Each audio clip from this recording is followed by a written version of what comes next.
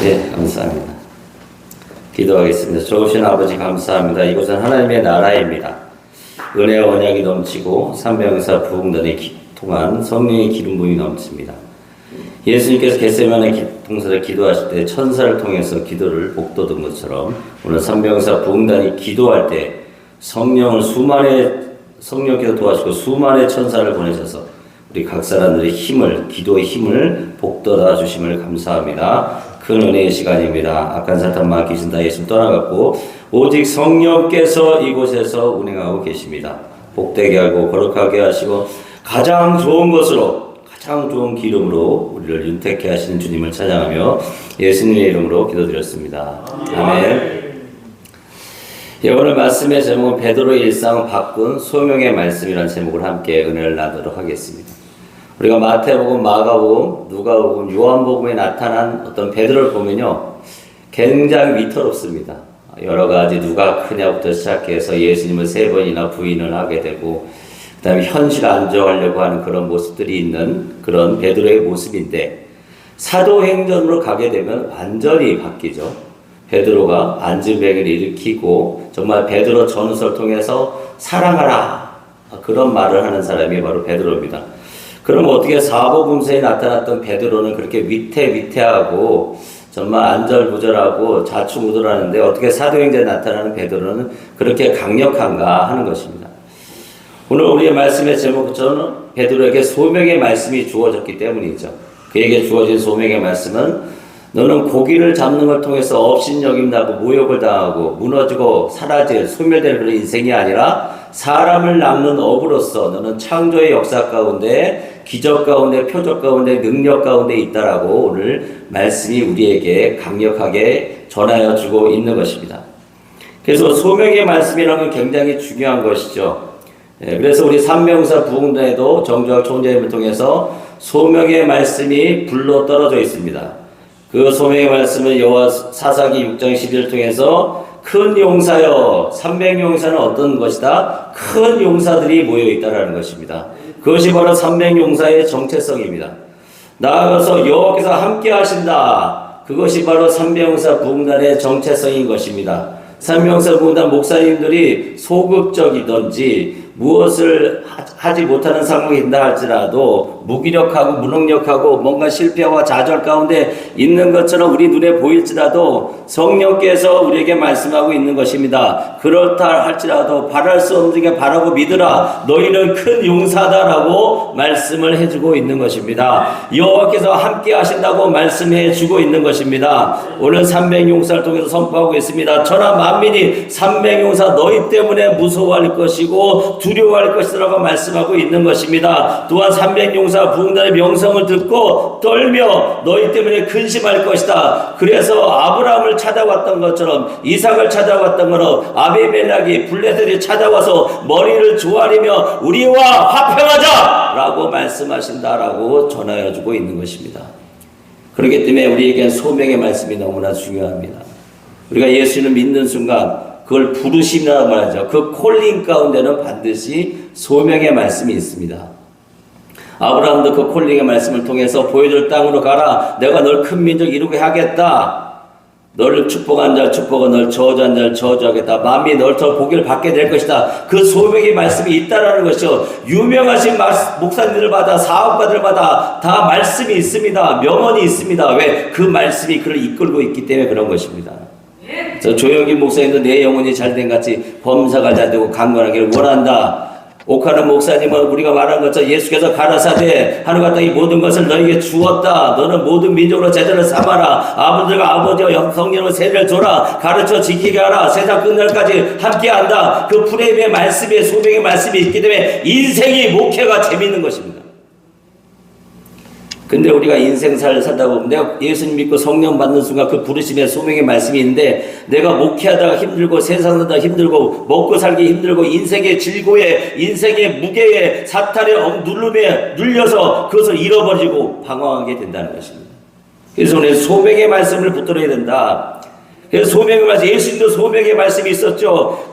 우리가 잘 아는 것처럼 마태복음에서 말하고 있습니다. 아들을 낳은 이를 예수로 하라. 이건 자기 백성의 죄를 죄를 구원할 자다라는 프레임을 갖고 오신 것입니다. 그 소명의 프레임을 갖고 온 것이죠. 또 보라 처녀가 잉태하여 아들을 낳을 것이다. 임마누엘이라 하리라. 이는 하나님이 함께 하신다. 그 두 가지의 프레임을 가지고 3년 동안 그 제자들을 양육을 한 겁니다.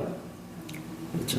우리 삼명사 부흥단도 그러니까 사사기의 말씀을 통해서 신명 2장 25절의 말씀을 통해서 할머니가 와도 어린아이가 와도 남녀노소 할 것 없이 다 이해할 수 있을 정도로 쉽게 풀어줘야 되는 것입니다.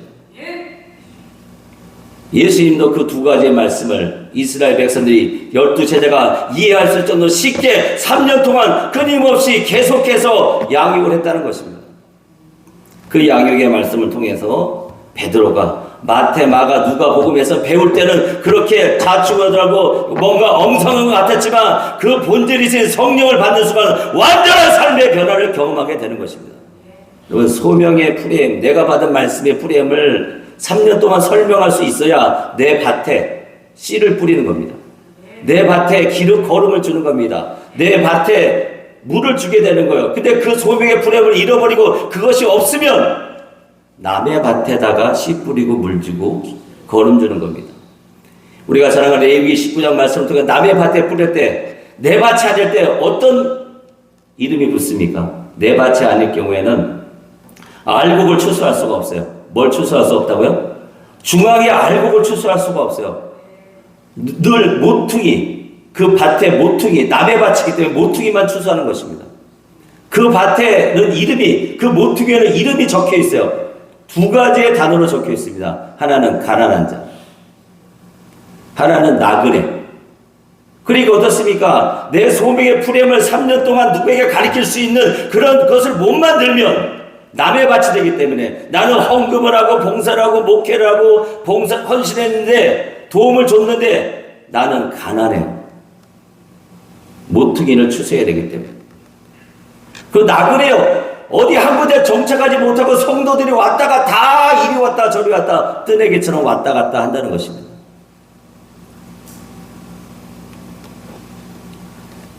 그래서 소명의 프레임이, 내가 받은 소명의 말씀이, 부르심의 말씀이 무엇인지를 아는 것, 그리고 그것을 내가 적어도 3년 동안 나와 함께하는 사람들에게 얘기할 수 있어야 한다는 것입니다.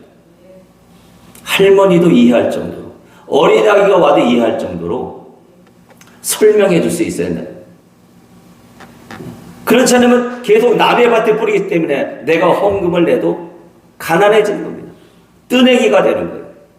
내가 예배를 드리고 회개를 하고 헌신을 하고 찬양을 했는데도 다 뜨내기가 되는 겁니다. 다 가난한 자가 되는 거예요. 그러나 내 밭에 뿌리게 되면, 내 소명의 말씀에 뿌리게 되면 오병이어의 기적이 일어나는 것입니다.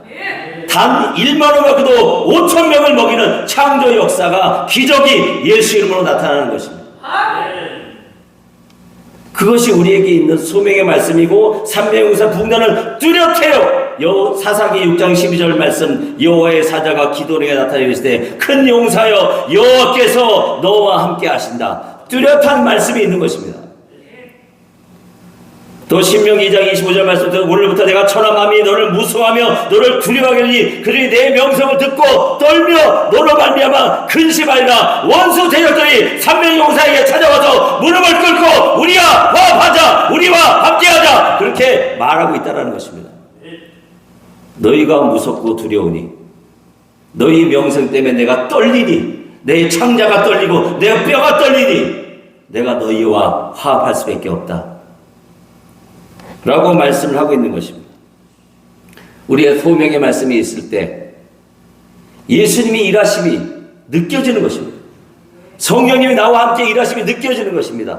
동쪽에서 서쪽에서 남쪽에서 북쪽에서 일하는 것이 느껴지는 것입니다. 근데 베드로는 소명의 말씀, 자기가 고기 잡는 사람이 아니라 사람 낚는 어부라는 그 소명의 말씀을 인식하지 못했기 때문에, 오늘 누가복음 5장 1절에 보면 예수님께서 하나님의 말씀을 전합니다. 예수님께서 그곳에서 배에 올라서 말씀을 전합니다. 그런데 여전히 베드로는, 안드레는, 요한은 금을 씻는 데 바쁩니다. 예수님이 지금 일하고 계시는데 금을 씻느라 바쁘다. 그물을 수리하느라 바쁩니다.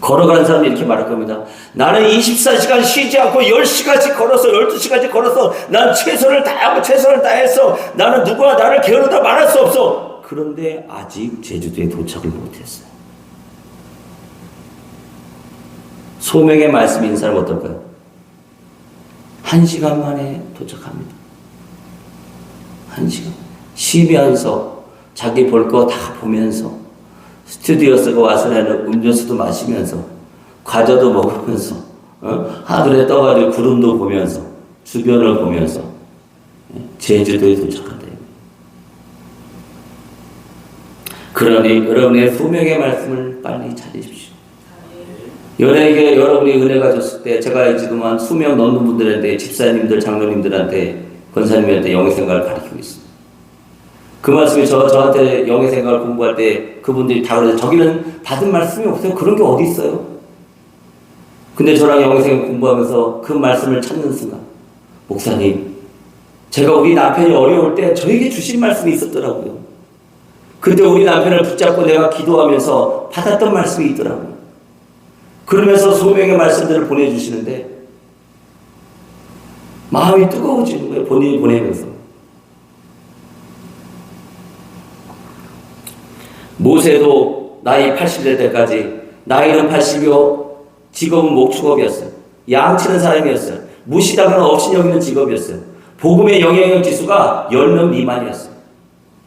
여러분 요즘 시대에 교회를 개척하면요 목사님 100분이 교회를 개척하면 성도의 수가 그냥 등록교인이 30명이 될 확률이 1명이랍니다. 그만큼 복음의 영향력 지수가 없는 거예요. 낮은 거예요.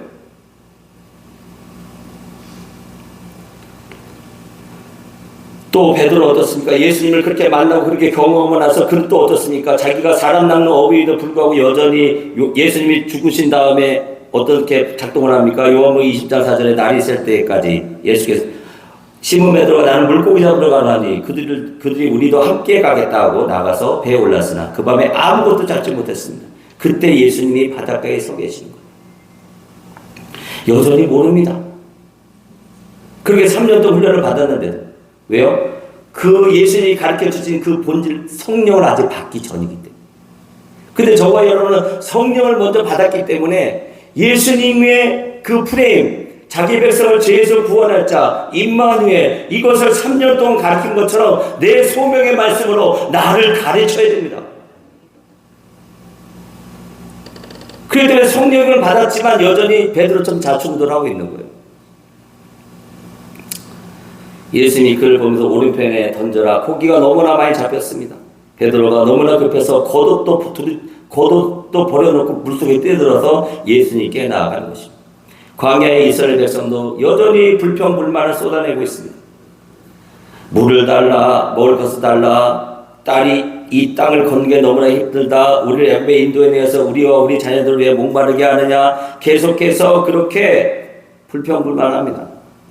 왜 불평불만하는 거야? 내 소명의 프레임이 약하기 때문에 그렇습니다. 여러분 에르메스나 벤츠나 명품 매장에 가서 백화점 가면 어떻습니까? 그 백화점에 있는 직원들이 고객이 불친절하게 한다고 해서 고객에게 막 뭐라고 한다고 해서 불친절하게 하나요? 고객이 친절하게 돼야죠. 명품의 가치를 알기 때문에 그렇습니다. 그런데 우리는 명품의 가치보다 더 강력한 소명의 가치를 갖고 있는 것입니다. 근데 그게 인식이 안 되니까 화를 내는 거예요. 짜증을 내는 거예요. 분노를 표출하는 거예요. 왜? 내 소명의 프레임이 없는 것입니다. 내게 주신 소명의 프레임을 잡지 못하고 있는 것이죠. 기도원도 그랬습니다. 기도를 향해서 큰 용사여 소명의 프레임을 줬는데 아직 훈련이 안 됐기 때문에 말합니다. 나는 므낫세 중에서 가장 잡습니다. 하나님이 함께 하시는데 왜 이런 불편한 일들이 벌어집니까? 라고 얘기를 해주고 있는 것입니다. 고기가 엄청나게 잡히는 그 소멸의 죽음의 세계에서 경험할 수 없는 기적을 경험하자 지금 하나님의 나라가 임했구나 이곳에. 그리고 그 하나님의 나라가 임한 것 안에서 우리가 부르심을 경험했던 것처럼 베드로도 그 부르심을 경험하게 되는 것입니다. 이후로는 내가 사람을 취하리라.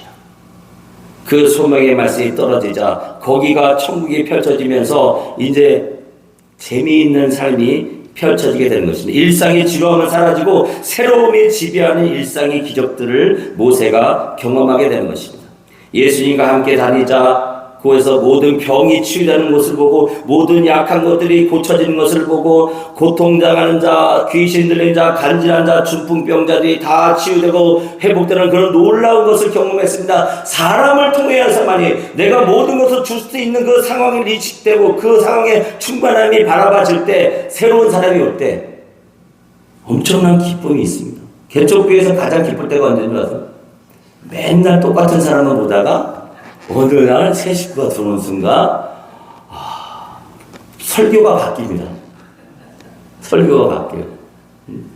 그리고 옆에 있는 성도들, 졸던 성도들도 안 졸고 눈을 부릅뜨고 설교를 듣기 시작합니다.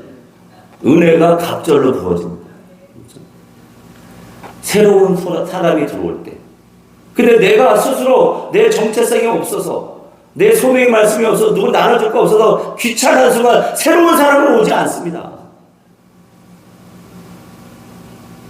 그래서 소명의 말씀을 빨리 회복하시고 그걸 누구에게 노인에게도 가르칠 수 있을 정도로 어린이를 가르칠 수 있을 정도로 설명할 수 있어야 된다는 것입니다. 그렇게 사람 남는 억울한 것이 인식되자 그럼 어떻습니까? 2장에 보니까 3,000명이 회개하니까 3,000명이 돌아오는 거예요.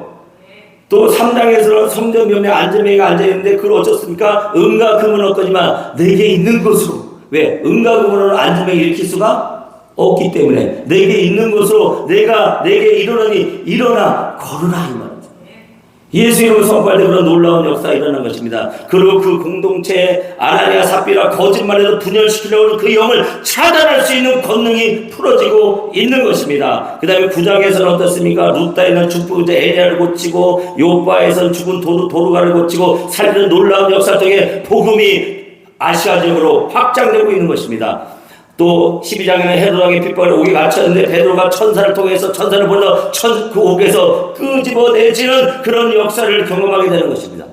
사복음서의 베드로와 사도행전의 베드로는 소명의 프레임을 인식하냐 인식하지 않느냐에 따라서 완전히 바뀌어지게 되는 것입니다. 예수님도 본인의 예수라라 자기 백성을 죄에서 구원하는 자다. 임마누엘 그것을 사복음서를 통해서 3년을 풀어내고 있는 것입니다. 그래서 마태복음에서는 베드로는 연약한 사도행전은 강고 담대한 베드로를 우리를 경험하게 되는 것입니다. 그러면 도대체 우리는 왜 그렇게 소명의 말씀을 인식하지 못하고 자꾸 잃어버리는가? 첫 번째는 의심하지 않고 집중하지 않기 때문에 그렇습니다. 베드로를 예수님이 강을 걸어오십니다. 걸어오시는 그 상황 속에서 베드로가 주님이시 나를 오라 하소서. 그럼 오라, 그 말씀에 나를 오라라는 말씀에 집중해야 됩니다. 근데 그것에 집중하지 않고 주변을 의식합니다. 환경과 상황. 그때 의심이 들어오는 것입니다. 우리 환경과 상황은 바뀌지 않습니다. 그대로 있습니다. 그러나 우리는 질병을 향해서 건강이 오라, 불행을 향해서 행복이 오라, 슬픔을 향해서 기쁨이 오라, 가난을 향해서 재정이 오라 라고 우리는 선포해야 되는 것입니다. 은혜에 오라, 치유에 오라. 그것이 바로 오늘 산명에서 본다 성령 대망성회에서 선포되는 말씀인 것입니다. 그리고 우리는 복을 선택해야 됩니다. 예수님 말씀에 내가 죽어야 성령이 온다. 그러나 베드로는 예수님 죽는 것에 꽂혀가지고 저주를 선택합니다. 죽으면 안 됩니다. 복을 선택해야 돼요. 주님 부활하세요. 누가 오시죠? 내가 가야 성령이 온다. 그러니 우리는 저주를 선택하면 안 되고 복을 선택해야 한다. 세 번째는 무엇이냐? 시내산에 올라갔습니다. 하나님 예수님 모습이 변했습니다. 모세가 이사가 엘리야가 왔습니다. 그런 모습 속에서 여기가 좋습니다. 여기다 초막새 치고 여기 있겠습니다. 현실 안주하려는 그런 베드로의 모습이 자기의 소명의 말씀을 잊어버리도록 한다라고 말씀하고 있습니다. 우리는 어떻습니까? 계속해서 쉬지 않고 나아가야 되는 것입니다. 우리는 주님이 주신 것 때문에 우리는 번아웃이 없어요. 그래서 정교 총재님 번아웃이 없었으니까 온천한 만국을 다니는 거예요. 잠깐 쉴게 하는 순간 시험에 드는 겁니다. 그 예수님이 말씀하시되 우리가 다른 가까운 마을로 가자. 거기서 전도하니 내가 이를 위하여 왔다는 것입니다. 우리 성경에 말씀하고 있습니다. 여호와를 앙망하는 자, 여호와를 의지하는 자는 계속해서 독수리 날개같이 올라간 같을 것이고 달려가도 곤비치 않고 걸어가도 피곤치 않다. 그런데 여러분 지치지 않습니다. 우리는 왜? 그분은 주신 것은 무한하고 그것은 늘 새롭기 때문에 그런 것입니다. 주님은 요한복음 5장 10절에 말씀하시면 예수께서 그들에게 계시되 내 아버지께서 이제까지 일하시니 나도 일한다. 우리는 쉬면 안 됩니다. 계속해서 일을 해야 되는 것입니다. 그러나 우리가 일하는 것은 죽음에서 오는 부족과 결핍과 경쟁의 일이 아니라 영생에서 주는 무한한 새로운 일에 지치지 않고 나아갈 수가 있는 것입니다. 멈추는 순간 다윗처럼 밧세바가 보이는 겁니다. 그리고 우리는 하나님께 용서받은 자임을, 또한 서로가 서로를 용서하는 자임을 받아들여야 되는 것입니다. 주여, 내가 죄를, 내 친구가, 내 옆에 있는 사람들이, 내 주변에 있는 사람들이 죄를 범하면 몇 번 용서해 줘야 됩니까? 7번 용서해 줘야 됩니까? 주님 뭐라고 말씀하십니까? 7번씩 70번을 하라는 것입니다. 아, 내가 용서받았구나. 그걸 인식해야 남도 용서할 수가 있는 거예요. 제가 며칠 전에 설교를 듣는데 그 설교 내용이 뭐냐면, 남편에게 좋은 말 해주세요, 아내에게 좋은 말 해주세요, 자녀들에게 좋은 말 해주세요. 그런 말을 듣고 그분이 저와 식사하면서 이런 얘기를 했습니다. 아, 좋은 말 하고 싶은데 내가 그동안 못해서 엄청나게 자책했다고, 회개했다고 그러시더라고요. 그래서 내가 말씀드렸어요. 먼저 행복하세요. 먼저 선교사님이, 권사님이 행복하셔야, 그 행복한 마음으로 계속 남편을 칭찬할 거 아닙니까? 그런 내가 궁핍과 가운데 막 치러져 할 수 없어 내가 칭찬하고 격려했을 때 그 남편이 바로 반응을 보일 것 같습니까? 아내가 바로 반응을 보일 것 같습니까? 아니요. 뭐라고 할 겁니다. 그때 어떻게 하실 겁니까? 내가 그럴 줄 알았지. 내가 뭘로 당신을 칭찬하겠어. 당신은 칭찬받을 인간이 아니야. 당신은 격려받을 인간이 아니야.